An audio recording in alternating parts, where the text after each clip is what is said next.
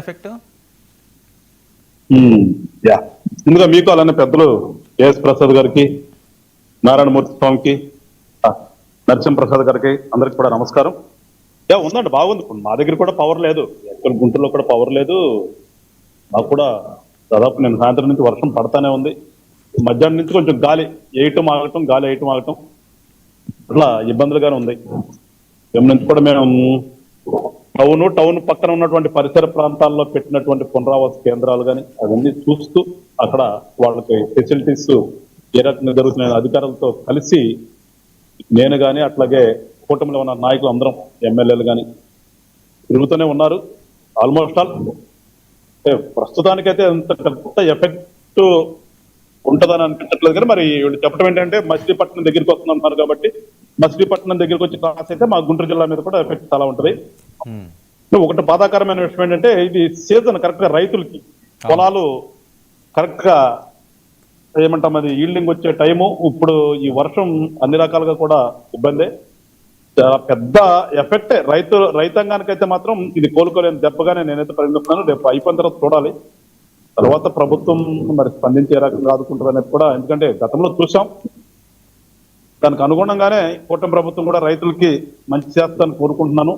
ప్రస్తుతానికైతే ఏమి జరగకూడదు అనుకుంటున్నాను. ఎందుకంటే కొన్నిసార్లు ఏంటంటే క్రాప్ ఏమంటామంటే కొంచెం కంకి వచ్చింది బయటికి, పుట్ట మీద ఉన్నది, ఇట్లా ఉంటది రకరకాలుగా. అది ఒకసారి పడిపోయిందంటే ఇంకెందుకు పనికిరాదు, ఇంకేం చేయరాదు. సో అట్లా జరగకుండా ఉండాలని నేనైతే ఆ దేవుణ్ణి కోరుకుంటూ. జనసేన ఏ సేవా కార్యక్రమాలు అందిస్తున్న పవన్ కళ్యాణ్ గారు పిలిపించారండి? మా కాన్ఫరెన్స్ కాల్ ఆఫీస్ నుంచి జరుగుతున్నాయి నిన్నటి నుంచి కూడా. ఆ కాన్ఫరెన్స్ కాల్కి అనుగుణంగానే అన్ని చోట్ల కూడా మా శ్రేణులందరూ కూడా వెళ్తున్నారు. ఇటు మా జిల్లాలో కూడా మేము ఆల్రెడీ మా మండల కమిటీలు కానీ, గ్రామ కమిటీలు కానీ, జిల్లా కమిటీలు ఉన్న వాళ్ళందరూ కూడా వాళ్ళ ప్రాంతాల్లో వాళ్ళు చేయగలిగిన విధంగా అధికారులతో మమేకమై అన్ని చోట్ల కూడా వెళ్తానున్నారు.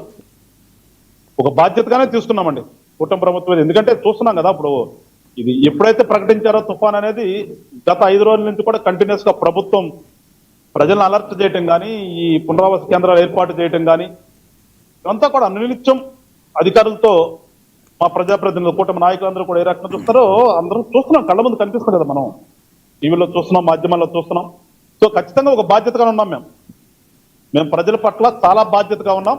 అధికారులతో మమేకమై ప్రజలకు ఎక్కడా కూడా ఇబ్బందులు కలగకుండా, మీరు ఇందాక చెప్పినట్లుగా మరీ ముఖ్యంగా ఎక్కడ కూడా ప్రాణ నష్టం జరగకుండా. ఎందుకంటే డబ్బులు పోతే రేపు సంపాదించుకోవచ్చు, ప్రాణం పోతే తిరిగి రాదు. అందుకని ఎక్కడ కూడా ప్రాణ నష్టం లేకుండా ఉండాలనేదే మా ధ్యేయం. ఆ రకంగానే అన్ని చోట్ల కూడా ఆ విధమైనటువంటి ఫెసిలిటీస్ ఏర్పాటు చేస్తూ ఆ రకమైనటువంటి సహాయక చర్యలు పునరావాస కేంద్రాల్లో చేస్తూ ఉన్నామండి. ఓకే, ప్రసాద్ గారు, ఈ తుఫాన్ అబ్జర్వ్ చేస్తున్నారా?